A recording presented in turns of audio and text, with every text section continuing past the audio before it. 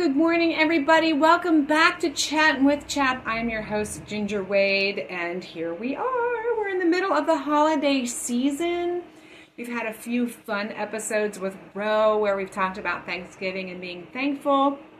And we got to talk about Giving Tuesday last week and just encouraging you all out there to use your time, your talents, and your treasures to support the kingdom work, right? And CHAP is part of that. It's a ministry of helping parents in homeschooling their children, the ministry of training children in the way that they are to go. So thank you for all of you out there who are reaching out to help us with your time and your treasures and your talents and how it is that you are supporting homeschoolers, not only throughout the state of Pennsylvania, but also in other areas. We have people watching our videos and using our resources from other states in other countries. So thank you for those of you who are supporting the homeschool community, and we invite many more of you to come and help us in this wonderful journey of supporting each other on our homeschooling adventures.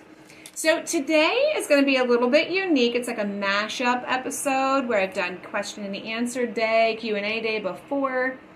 Today I'm going to mash a little bit of that because I just have a few questions to answer, along with advice and observances from my journey as a homeschooling mom. So I've been homeschooling now for 18 years. I'm graduating my third homeschooled student this May. My first daughter, and so I've learned a lot of things. I've formed some opinions, changed some opinions, and have some thoughts on what is important. But honestly, what it boils down to is, why are we doing what we're doing? God has called us to this journey of homeschooling, and it is wonderful, and it's a growing experience for us and for our children.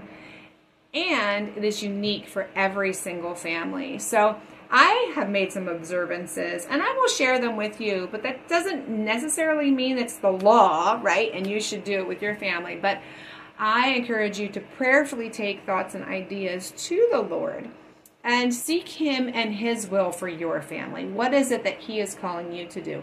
It might be right along the lines of what my observances are that I share with you today, or it might be different. I don't know, but people ask, people wonder what it is that I have learned and how I have changed my thoughts, or what things have come to my attention in my journey of homeschooling. So I compiled some of those things, and I will share them with you in just a moment. But I think we're going to start with our questions today.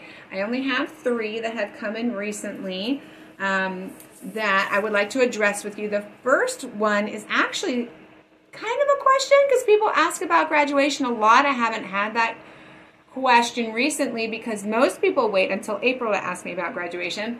We're going to talk about graduation now. We should have been talking about graduation way back in September, because when you have a homeschooled student, graduation typically happens in May or even earlier. So it's good to be prepared. So the good news that I am here to share with you today about graduation is that CHAP graduation is back. If you have been around with the CHAP organization for a number of years, you will remember that we used to hold a graduation ceremony at the convention every year on Friday night. That was ended probably right around COVID, and it never kind of bounced back. But guess what? This year, by golly, we are very lucky to have Darlene Catlett heading that up with us this year, and we will have graduation ceremony again Friday night of the convention. So as you're keeping an eye on the convention, registration's not open yet, but we are getting it together, and it is looking awesome. Let me just tell you, it just looks incredible. Keep an eye out on your e-news. Subscribe to the e-news if you haven't at chaponline.com. And keep an eye on conv.chaponline.com for all the information that you need about convention. But it will be there as part of registration, I believe, to sign up for graduation this year. So we're going to have the ceremony, the caps and gowns, the whole thing. Make sure you keep an eye out for it. I know there's a lot of you out there who have been looking for it. So stay tuned for that. And also with convention is the used curriculum sale. We call it the UCS for those of you who have been around for a while. But used curriculum sale is back on the way it used to be. Last year we had a last-minute yard sale style, which we were very grateful for. But we actually have a wonderful coordinator. Very grateful for Heidi, who is coordinating that this year, and we are going to have it back up and running the same as it was before, where you could drop off your stuff, the barcode stickers and all the things, and check out and shopping and all that stuff. So it is back. But the way it's different is this. It is Thursday only. Thursday only. And there are a number of reasons for that. But that is what we are able to do. Thursday only for the used curriculum sale. So what that means is Friday and Saturday is vendor hall. Thursday is used curriculum. So plan to be at the convention for those 3 days. So you can go shopping for your used curriculum on Thursday and then check out the vendor hall on Friday and Saturday. Speakers on all 3 of those days, of course. But again, stay tuned in the e-news and on conv.chaponline.com for updates on all things convention. So next question was about CTC. So that's a Career and Technology Center. Back in my day, we called it VOTech.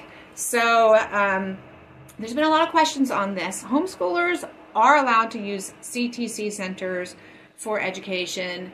You can sign up as a homeschooled student. What has been happening, though, across the Commonwealth is that public school students have been giving preference to the CTCs have been giving public school students preference over homeschooled students. And the school districts have been suggesting, well, you have to register as a public school student in order to get into a CTC. Well, that's not really true. However, you are given preference for different courses of study if you are a public school student. So we're working through this issue. It's not really cool that homeschool students are being discriminated against, so we are working on that.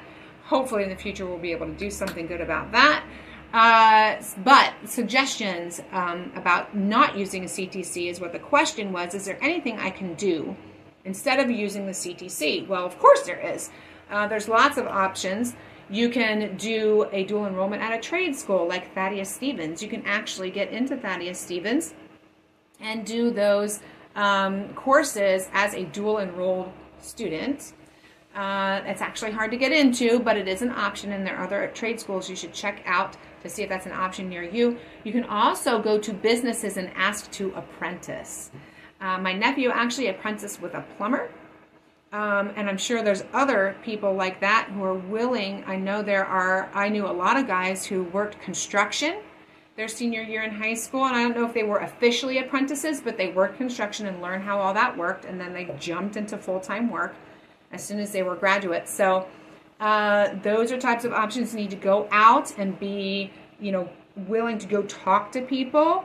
And parents, I suggest you have your students do those conversations. I mean, if you need to guide them, obviously do that, but encourage them to do the calling, do the interviewing, do the talking about possibly having an apprenticeship role. Then another thing is if you want to learn skills, there's tons of YouTube videos out there where you can learn skills, how to do anything, and you can be self-taught in learning how to use those skills. The thing with that is then you have to, whatever skill it is that you acquire, you either would go try to find a job with someone who is doing that skill, or try to start your own business. And being entrepreneurial is a really, really, really good idea. So that's something to keep in mind if you have someone who wants to work in the trades, work with their hands, starting their own business. You start small and you work up to it. But there are other ways to gain those skills and not go to CTC. It's just something to keep in mind. So, third question for the day, our last question, is there was a family who moved into Pennsylvania. She was a teacher in a different state and was wondering if she could come in and be an evaluator in the state of Pennsylvania. So, the way that works is you can be an evaluator in the state of Pennsylvania if you have a Pennsylvania certificate, or if you're a licensed clinical psychologist, or you have taught and graded for 2 or more years in a private school setting. So if you come into the state with an out-of-state license and you do work in a private school for 2 years, you can then be an evaluator. But if you haven't, you do have another option. So if you've just moved in, you were a teacher in a different state, and you want to become an evaluator in the state of Pennsylvania, you can do it this way. It's the fourth option. You would have the family that you want to evaluate write a letter to the superintendent of your school district and say, hey, I know this person, she was a teacher or he was a teacher in another state. They have a teaching certificate there that gives her qualifications to be able to evaluate here in the state of Pennsylvania. Would you approve her? That is really the only place in the homeschool law where the school district approves anything regarded to homeschooling, is in that fourth qualification for being an evaluator. So you as the person with the credentials would not be writing the letter. It would be the family who wants to use you as an evaluator that would write the letter. And really, you'd only have to do it once per school district. So once you are okay to evaluate one family in a school district, you can evaluate any family in that school district. If you branched out into a different school district, you would have a new family write a letter to the superintendent in that school district. And then once you're okayed in that school district, then you're okay to evaluate in that school district. Does that make sense? So yeah, check it out. homeschoolpennsylvania.org has more information about becoming an evaluator if you want to read about it more and get links to videos that talk about it. But that wraps up the question section of today's video. I've got a few minutes left to share with you from my experiences as a homeschooler. Really, and the only reason I share this was people ask, people like to know what I've learned in my 18 years of homeschooling. So these are things that I've observed and ways that God has grown me in my homeschooling journey, and things I value, things that I think are important, just for building character. And for growing up solid adults. Like, we don't want to raise children, right? We want to raise adults. So these are some of the things, the observances that I've had over the years that I think are valuable, are important to keep in mind. So we're going to start here first with a section about how kids learn and what kids learn. So when I'm approaching a student in my family, or advice to people who are getting started, some of the things that I've noticed over the years that I've been in co-ops, over the years that I've worked with my own children and realized some things after years of homeschooling them, sometimes the light bulb goes on and you're like, wow, I wish I would have thought of that years ago. But these are just some tips and some thoughts for you to ponder. I think it's really important to teach kids how to hold a pencil correctly. I hold like this. I've seen kids write like this, or like this, or like this. And it's really important to teach them to hold a pencil correctly. And they do have these little grippy things you can put on your pencil. It's a spot for this finger, and a spot for this finger, and a spot for the thumb, and it helps you hold and write. It seems like a little thing, and you think, oh, just let them do what they want to do, be them. No, they need to learn how to hold a pencil correctly, because it is important. It's important to do that and to take the time to do that. It seems like, it's just this little thing, whatever. I just want to make sure that they can form the letters. This helps them to form the letters better, support, this type of thing. So take the time to do that. I think it's really important. Teach them how to write, form their letters. Copy work is great for this. They can, copy what they're seeing. They learn grammar. Dictation is good for that once they're older. One of the things I realized, I'm a left-hander, and one of my sons writes like this, which is the way a lot of left-handers write. I'm like, why is he right? I've never seen a right-hander write like a left-hander. Why is he doing that? Well, it turned out that he was trying to mimic my angle of my pen, because he thought that's how you had to form letters. So he pulled his pencil around like this so it was in the same angle that mine was. That never even occurred to me until years later, and I was like, oh, because that's why left-handers do that, so they look like a right-hander.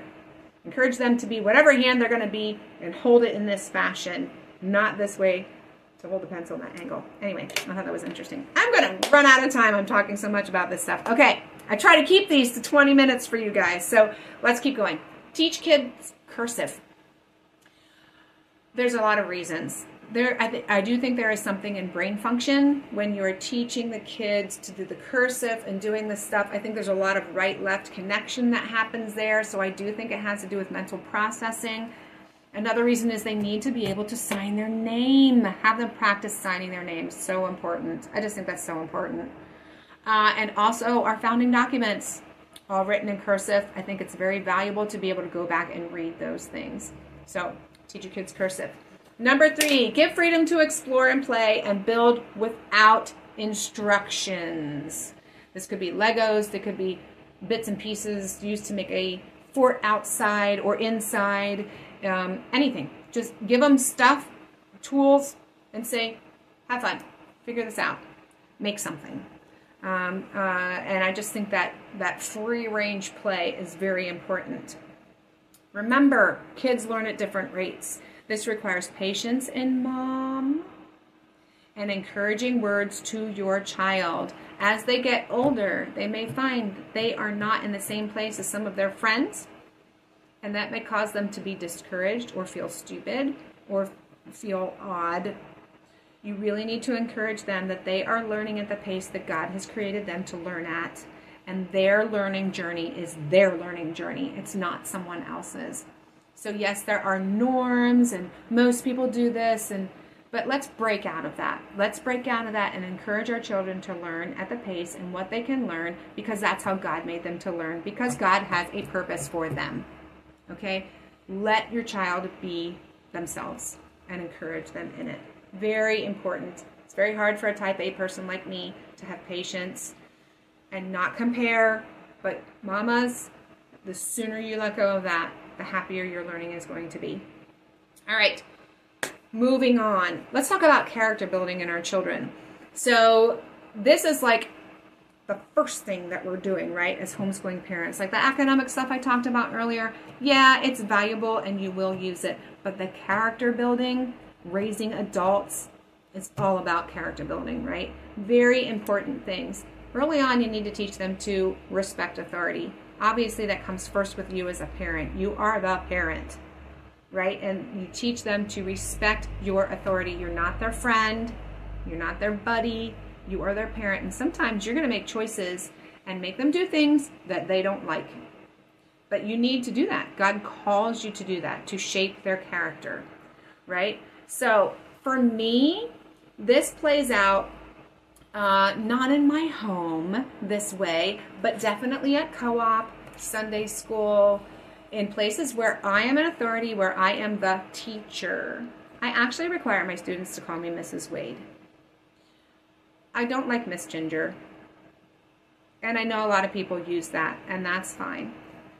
It burns me when people call me by my first name if they are a student.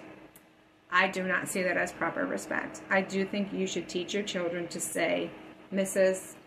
So-and-so. At the very least, Miss Ginger. It just shows that they recognize that person as an authority in the situation, that you are not their peer, you are their student, and they are learning from you. And I think it's important to teach your children that. And you may not agree with me here, and that's okay. But that is something that I have learned. And I think our society is really lacking in that. And I think when we recognize our elders as typically wiser than us, we recognize them as authorities in our lives, it also teaches us to be able to yield ourselves to God's authority. That's one of the main things that we're doing when we're teaching our children to obey us as a parents. We're teaching them so that when they become adults, they will yield themselves to God's authority in their life. So this is very important. So think it over. You may not agree with me, but you might realize that it is a valuable thing. So kids out there, if you're ever in my class, Mrs. Wade, and I'll tell you, if you don't call me Mrs. Wade, I'll have you call me Mrs. Wade. I've done it before. Okay, train your kids to connect with kids of all ages. Break out of the public school boxes of 13-year-olds play with 13-year-olds and 5-year-olds play with 5-year-olds. Ugh! Train your kids to connect with people of all ages. You never know who your best friend's going to be. You never know who you're going to play. My son just had a birthday party, and he is in 4th grade, and he had 1st and 2nd graders at his party. He loves them. He enjoys being with them. He wants to play with them. Why on earth would I only invite people that are in his class? And some of the kids in his class he doesn't connect with. So, teach them to be friends with people of all ages. This is especially important when they get up into senior high. Kids get so focused on what people think of them and what they look like, and if people think they're cool, just teach them to love other people. No matter their age, no matter what they look like, teach your kids to connect with all people. Everyone is made in the image of God, and everyone is made to be connected with in relationship. And age is such a big deal when you're in school, but when you're out of school, honestly, we wouldn't marry people that are 5, 8, 10 years older than us if it mattered, you know? So teach your kids to do the same when they are in school. I think that's so important. Okay, the last section I'm going to talk about is mom character, and I'm going to try to keep this to 5 minutes because I know I'm at 20 now so far, so stick with me. A few more minutes. Mom character. So some things I've noticed. Unschool is great because it just breaks out of the box of all the norms. But if you're going to unschool and just let your kids kind of do their things, make sure your kids are founded in the stuff that is absolutely necessary. Reading, writing, arithmetic. Writing with a pencil, communicating verbally, communicating via email and in letters. Those things are so foundational. So in the way that you let their kids pick the topics that they want to learn, make sure they are practicing those foundational things so they function really well in society. I'm not saying that unschool is bad or anything, but I do think that there needs to be those foundational things coupled with that. And if you are an unschooler, really think about if the structure of a co-op goes along with your philosophy. And I'm not saying you shouldn't join a co-op, but you really need to think about it. If you're coming together with people who want the structure, who follow things, and are wanting good, solid classes that are designed and led and instructed, you need to consider if that style works with your philosophy. I'm not putting either of them down. I'm just wondering how well they go together. So really think about that and process that. And maybe there's growing and learning to do in both ways, like if you do choose to be in a co-op or if you choose to be an unschooler, but just pray over it and really think about how they work together. If you do join a co-op, no matter what philosophy you have, be committed to it. Don't join a co-op and then be like, oh, we're taking this trip and we're taking that trip and we're doing this, if you're supposed to have a teaching responsibility. It's not fair to the other people who are in the co-op. They are counting on you to have a good class prepared for their children because their children are learning from you. Our style co-op, moms teach and they help. So if you're in a co-op where moms are doing the teaching, please be prepared. And because other people are counting on you, and then you're expecting them to do well for your kids, right? So give the best. Give. This is a give and take and a servant attitude. If you join a co-op, work hard for others. That was what I was touching there. Let me touch on the next thing. Don't do your child's work for them. If you're in a co-op, don't do your child's work for them. Make your children do the work. I know sometimes it can be really hard, and it can take a lot of oversight on your behalf. And it's frustrating, but you've chosen to join the co-op, and the purpose of joining the co-op is for your child's benefit and your benefit too. But don't be part of a co-op if you're just going to do your child's work for them. Make them do the work. Give them the support they need in order to get the work done, or talk to the teacher about your child's situation. As you're in a co-op, most of the stuff is co-op related because I've been in co-ops all my life and I've been in leadership, so bear with me. Respect the leaders. If the leaders of your co-op decide something, respect them. If you don't agree with it, talk with them about it, have discussions about it, bring it up in meetings, or leave the co-op. Don't bicker, don't start fights, don't be nasty and unyielding. It doesn't yield anything good. So there's a reason why they have decided what they've decided. Talk to them about it. Try to understand. Communicate well. But if you're part of the co-op, you have to yield to the leadership of the co-op, just as you would to your church, just as you do to your husband's headship of your house. You know what I'm saying? Okay. And then, so the last thing I wanted to say is be present for your kids. I know we get so caught up in all the fancy stuff and all the things on the side and doing all the other stuff, but be present for your kids. Honestly, that is the most valuable part of your homeschooling journey, is being there for your kids, being aware of what is going on in their lives, being aware of how they're developing, being aware of their needs, being aware of the type of support that they need. Be present. Be present. Don't be on here. I know I love when you listen to my podcast, and I love how it helps you, but don't be on social media all the time, right? Don't be there. Be with your kids. Do things with your kids. Play games with your kids. Learn a new skill with your kids, okay? That is what this is all about. That is what this is all about. So that wraps up. I kind of popped through this really quickly, but if you have any questions or comments on it, please put them in the comments below. I really want to hear from you. I want to hear what you want to hear about, so please tell us what you would like to hear either me or Ro talk about on Chattin with CHAP or Ro's Resource Room. We want to support you in your homeschool journeys. If there's any of these things I mentioned that you want me to discuss further, or you have questions about, please, again, write into me. I want to be able to support you in that way. And most of all, just follow Christ in all of life. Follow Christ, seek Him in prayer, teach your children to do the same. Keep your eyes focused on Him. What is it that you have for us? What gifts have you given us, Lord? And how can we use them to your glory? That is, building relationships and using what God has given us to His glory is why we're here. And we're constantly told to praise Him because we need to remember that He is God, right? So hopefully this gave you joy and encouragement for your day. I'm so glad to be back with you here. I feel like it's been so long since I've talked to you, so I'm very glad to be back with you again. And next week you'll be with Ro, and then we have some more holiday episodes coming up with you to wrap up the year. So thanks for tuning in. And again, think about how you can support CHAP and other homeschooling families with your time, your talents, and your treasures. And I will see you again in 2 weeks. Take care now. Bye.